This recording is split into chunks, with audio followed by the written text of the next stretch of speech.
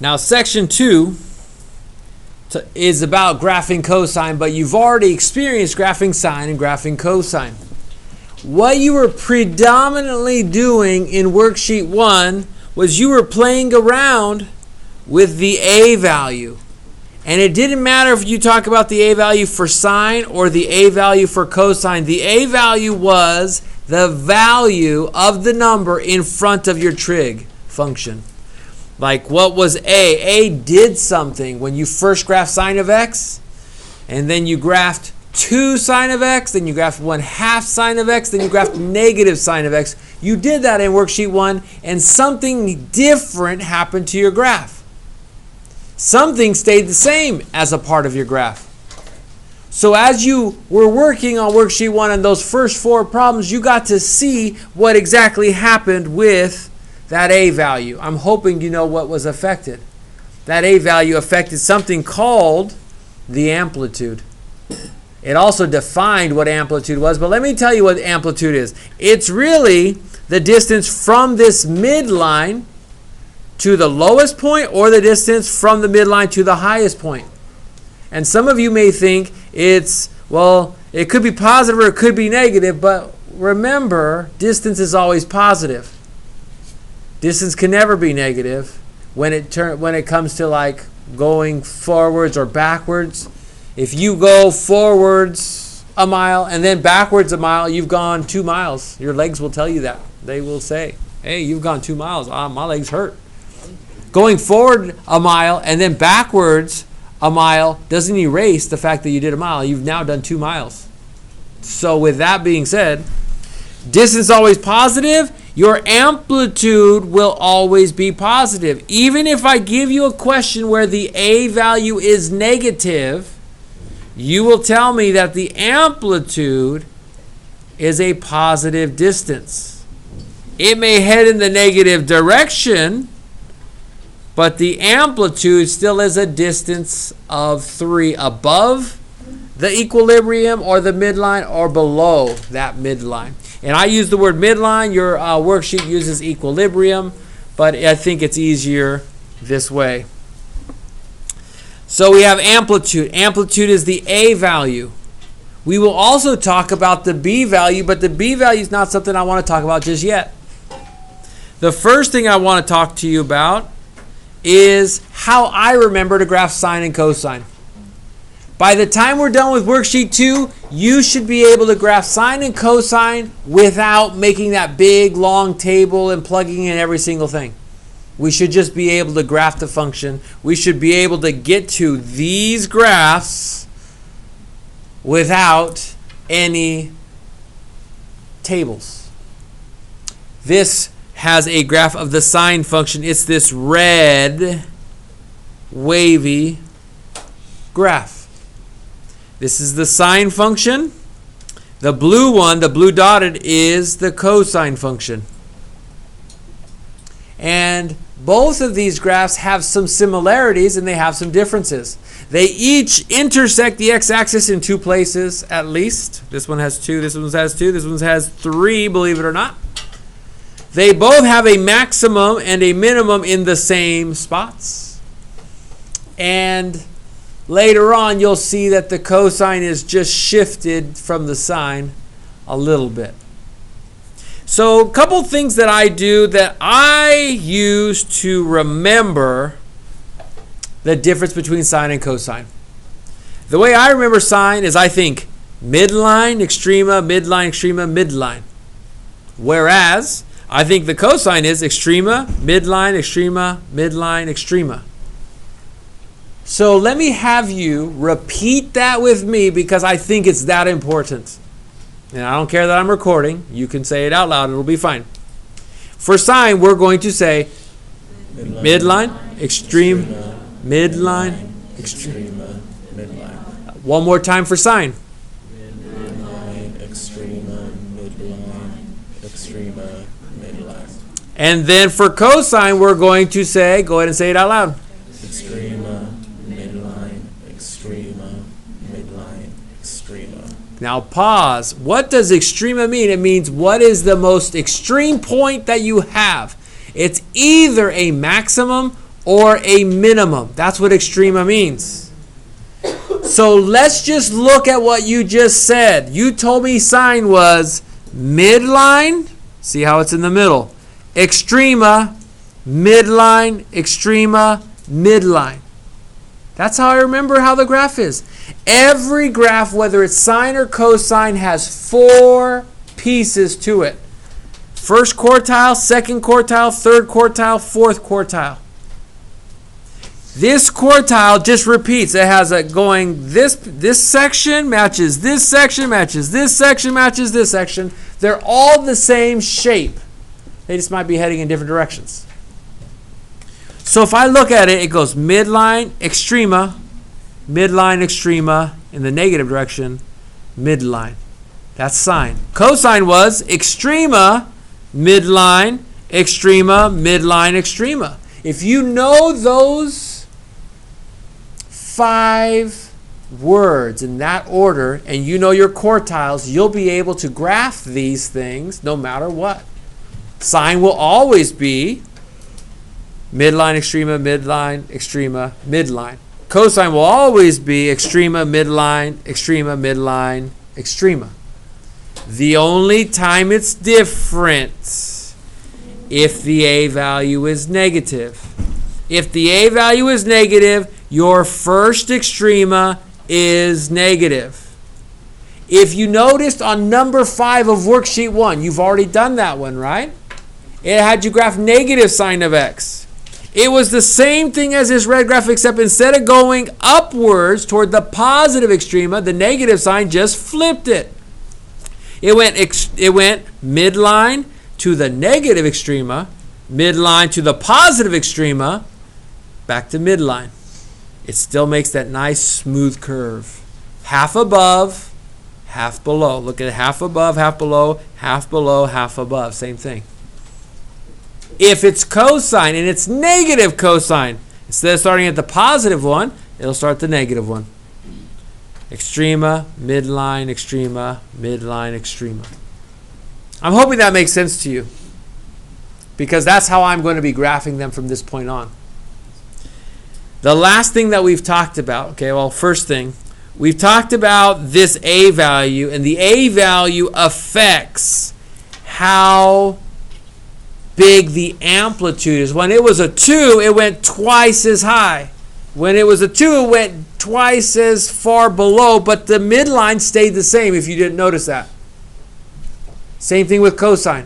When the A was 1/2, we've shortened the amplitude to a distance of half up here.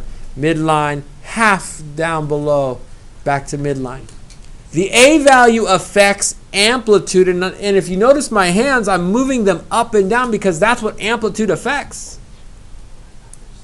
This other word, period, is how far it's affected this way.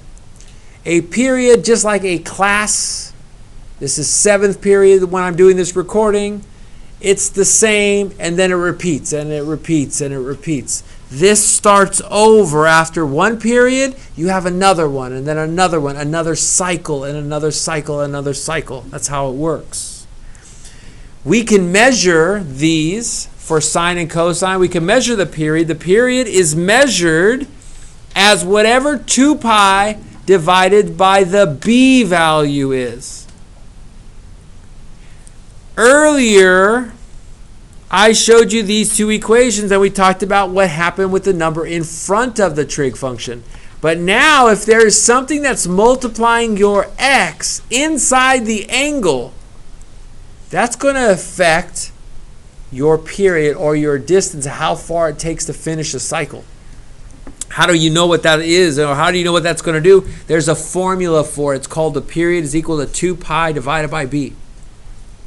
Manipulating this, sometimes if you need to find b, you just do 2 pi divided by the period. You can figure that out. That I added to your notes this year. You need to memorize it. You'll be using it for sine, cosine, secant, and cosecant from now on. I mean, that's how it goes. It's always your 4th quartile when you go to graph. So, Now that we've done all that, we've talked about amplitude, we've talked about period, how to find things. Let's do an actual example of something that has a b value that has changed. So I'm going to look at number 6. This should be in your notes paper.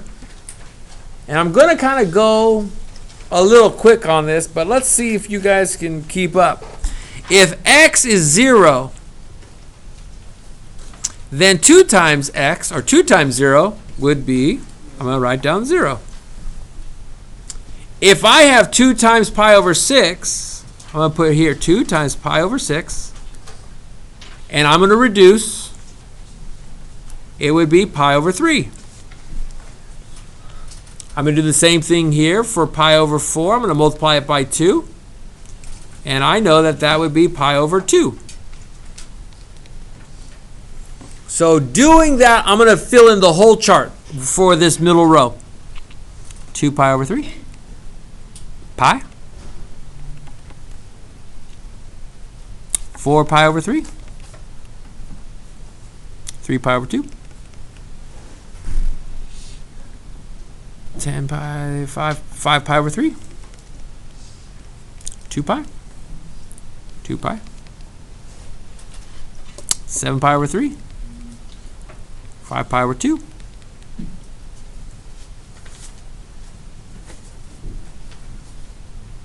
8 pi over 3. 3 pi. 10 pi over 3. 7 pi over 2. 11 pi over 3. And 4 pi. Woo. I'm just doing the math of multiplying the top by 2 and seeing if it reduces. Did I make any mistakes first and foremost? Because I did that in my head and I haven't checked my work. Okay. We'll assume it's correct. Now here's the deal. This is what we're actually going to be using as our x. The top column is what we're using for x. But to find the y value, we're doing the cosine of twice x. So we have to do the y value based off of this middle column. We're not graphing the middle column. We're using the top row to figure out what the middle row is, to figure out what the y value is. So the cosine of 0 all the way to the right is 1. The cosine of this pi over 3 is 1/2 as a decimal. The cosine of pi over 2 is 0. Now 2 pi over 3 is in quadrant 2. The cosine is now negative 0.5. Negative 1. And once again, this all comes from the unit circle, so I'm going to go kind of fast because I'm really familiar with it, but if I make a mistake, please let me know. Negative 0.5. 0. 0.5. 1. 1. 0.5. 0. 6 pi over 3, 2 pi.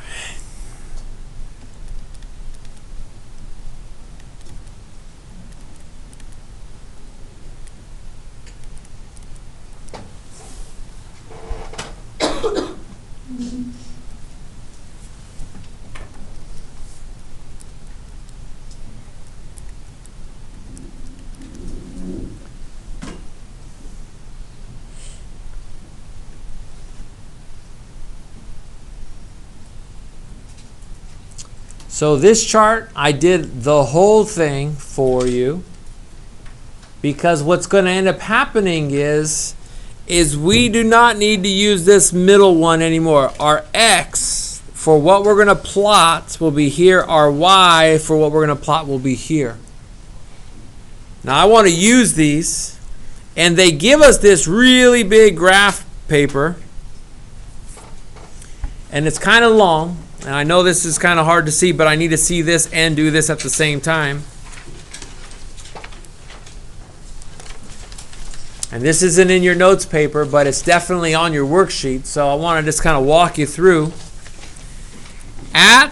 When x is 0, my y should be 1. So my first point should be at 1, which is right there. 0.51.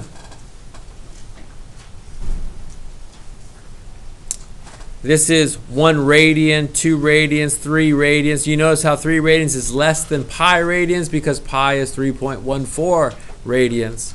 And 2 pi is 6.28 radians, and that's 6 radians.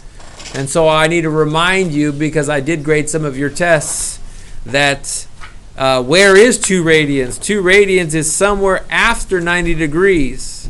Think of this as like somewhere in the neighborhood of about 50-something degrees. 2 radians, 2.5 radians is before you get to pi. That was something that I asked you on the test because radians is just another way to measure the angle. Do not assume if there is not a pi next to it, don't treat it like it's pi. Radians are just another way to measure an angle. Doesn't always have to have pi in it. Everybody wants pi. It's not Pi Day. March 14th, Pi Day. Okay. Next one I'm going to go to is the pi over 2. For pi over 2, I should be at -1 right there. Halfway between pi over 2 is pi over 4. Halfway between here and pi over 2, right about here, I should be at 0. Notice I'm just putting a dot. Between pi over 2 and pi, let's see, I see pi should be at 1 again. At pi, I should be at 1. Between pi over 2 and pi is 3 pi over 4. I should be at 0. Halfway between, I should be at 0. I'm only showing those 5 points because at this point it goes extrema, midline, extrema, midline, extrema. Between 0 and pi, we have now finished one cycle of the cosine wave. The technical word is period. We had one period of the cosine wave in that graph. But they're going to ask us not to graph between 0 and pi. They want us to graph for at least 2 periods, 2 cycles. So if we were to continue down the line and go to 3 pi over 2, that's where it should be at -1. Halfway between is this one, 5 pi over 4. It's right in the middle. Right in the middle, 7 pi over 4 should be 0. At 2 pi, we're going to be at 1. Extrema, midline, extrema, midline, extrema. One cycle, 1 period, 2 periods. 2 periods are now fitting inside 2 pi radians. That's what our graph should be.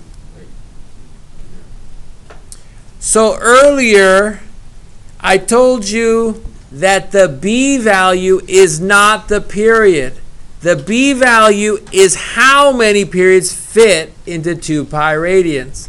So when you see cosine of 2x, it means you're going to be able to fit 2 cycles inside 2 pi radians. 2 waves this way, left and right. Whereas amplitude did this, the B value is going to affect how many you can squeeze in a certain distance. I hope that makes sense to you, the difference between the B value and the A value. Now basically, from this point on, you will not have to build a table or anything. You are going to end up getting these little, I don't even know what they're called, like an X and Y axes, but they're really much to the right-hand side of the X-axis. They will have 8 different lines. They will have 3 different lines up and down, and you're not going to be given a table. You're just going to be expected, okay, graph it. If you want to know how to graph, it's these 5 steps. the first thing you do is you figure out what your amplitude is, your A value. You use it to label your y-axis. Second thing you do is you figure out what your period is by looking at the fourth. Figure out what your period is using the B value. And then label your fourth quartile as whatever that period should be. Figure out what your second quartile is based off of that. Figure out what your first quartile is and your third quartile. And then use the green mnemonic device, the one that says extrema, midline, extrema, or extrema, midline, extrema, to figure out where the curve is going to be. Let me show you how this works. This is number 10. You feel free to do this in your notes paper. First thing I do is I figure out the A value. The A value is 2. That means your amplitude is 2. So over here, you could label a whole bunch of things, but I'm going to count that this is 2 and this is -2 since that is my amplitude. I need to go up to 2 and down to -2 from the midline.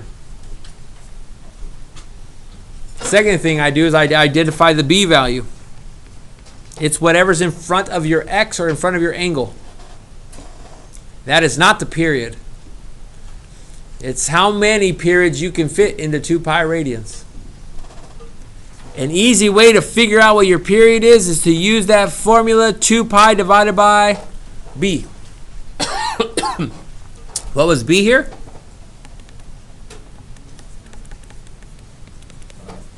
So you plug in pi. To find the period, you simplify this, and now your period is 2 radians without pi involved.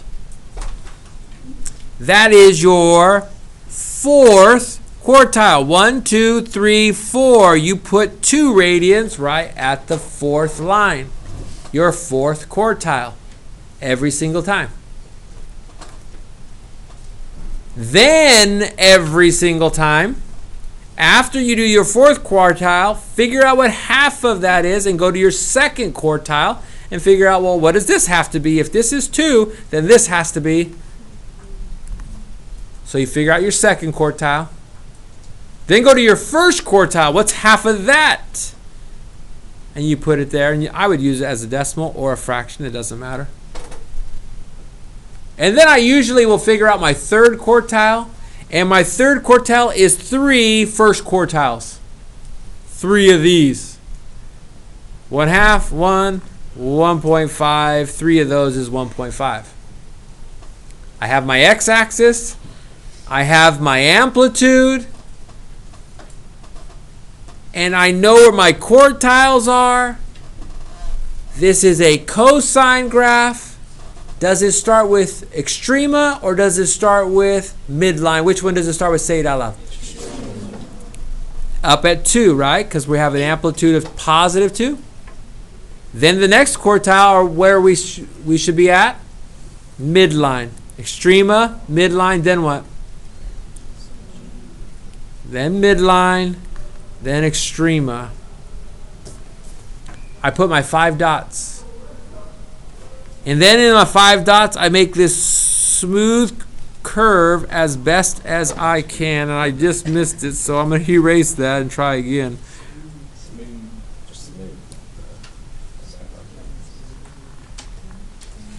That is 1 period of 2 cosine pi of x. If it asks you to graph for 2 periods, you would go over 4 more lines out to 4, and you would graph another wave and use extrema, midline, extrema.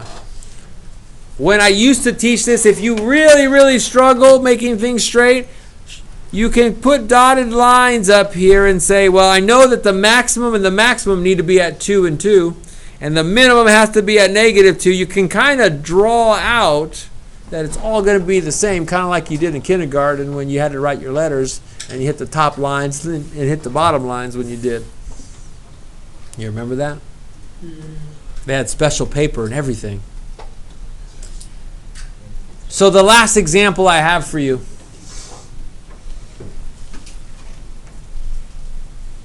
We're going to do the same exact thing. Now I'm going to show you something just because. There are 3 lines here. Don't let the lines confuse you. You can count by 1, by 2, 3, but don't be afraid to get creative. There is nothing wrong with saying 2 and negative 2, but there's 3 lines. Well, I'm counting by 2s. If this is a 5 and there's 3 lines, make that a 5 and a negative 5. If this is 1/3 and you don't want to go by 1/3, put that as 1/3 and 1/3. Just be efficient about it. As long as it's the same to the top and to the bottom, I'm going to be okay with that. Make sense? Now that bugged me, so I'm going to go back here and put it 2 negative 2. I wanted to say that to you because you can. I'm sorry. That's your A value. What's your amplitude? Go ahead and tell me what your amplitude is. Say it out loud. I didn't trick anybody. The people who are going to say the wrong answer are going to say the amplitude is what? Right. It's not negative. Amplitude's a positive distance. This one is going to start in the negative direction, though. Midline stays the same. Negative direction for that. The B value helps me figure out what the period is. I write a little formula that I'm hoping you've memorized. The formula is 2 pi over b. The B value here is pi over 4. Now, some of you still do not know how to do simple division. I know this because I graded your tests. So watch this.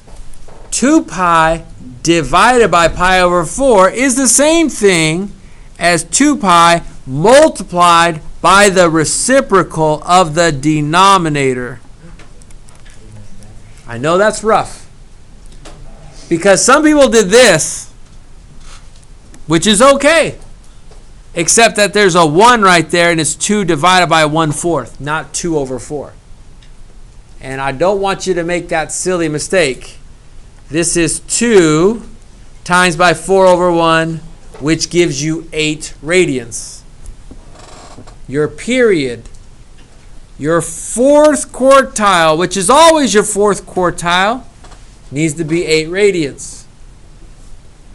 I'm showing you easy examples here because when you get to the other fractions that are hard, you go take this, take half of it, go here to your 2nd quartile, and you get half of 8, which is 4. Go to your 1st quartile, what's half of 4, and you go get 2. And then since you need 3 of these to get to the 3rd quartile, 3 times 2 is 6. And it comes out nice and equal, which is what we want. This is a sine graph. Does it start at midline or extrema? If not, take a look at those notes. What's in green? Midline. Do I go to the positive extrema or the negative extrema first?